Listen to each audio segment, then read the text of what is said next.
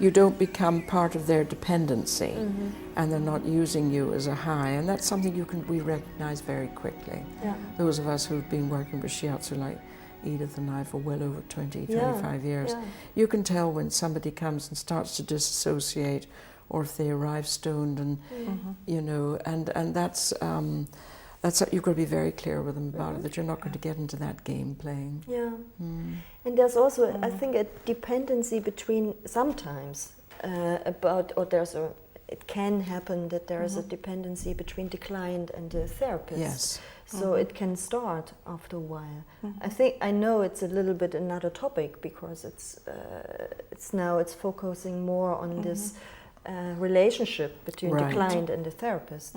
But well, it's a topic, and I have the feeling that in Shiatsu it's not always talked about it. So. Sure.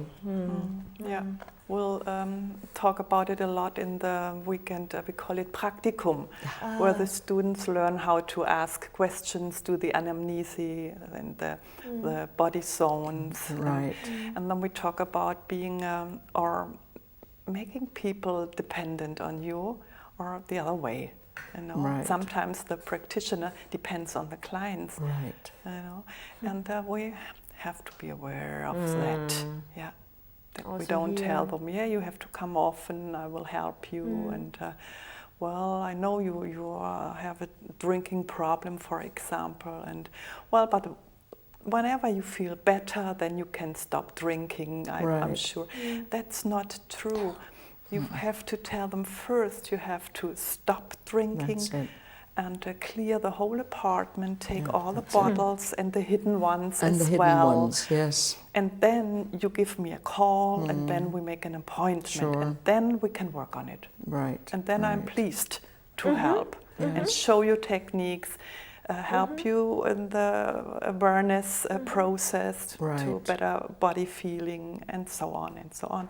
And here are some addresses, and you give the person some addresses, and then it's your choice. Yeah. It's very nice. So don't make them dependent on you. Dependent on you. For years and years, because they will never stop. No, Once you keep on you get into treating the them, working on them, they think that's all right. Because my therapist says I will someday will quit when the time is right. When the time is right. And that's I've watched this process with other therapists or clients, and that's very sad. It's very sad. And often the therapist has a hidden or an obvious addiction. That's it. Because otherwise you cannot say something like this. So we have to be very aware of ourselves, and that's the great thing about our job. Yeah. It always connects us with ourselves. And what do we tell other people? Do I do the same thing, or do I just expect from others? Right. Yeah. Don't eat sugar, but well, what's about sugar with me? You know, yes, things like that. Exactly. Yeah. And I'm so happy that you told me this in the Shiatsu Zentrum. Shiatsu is a long life learning. Yes. Also for you told me once. For all and of I was us. like, oh yes. But it's good. It's nice to be always focused also on your own experiences. Yeah. Not only giving something. No. So and definitely not creating the patient dependence on the therapist, because that in itself can be very harmful and destructive. You know, and it's just not professional. No. It's totally unprofessional, and there's ego involved in that as well, because and it can be very dangerous, because say if suddenly something happens to you, then they're going to fall back into addiction again. Yeah.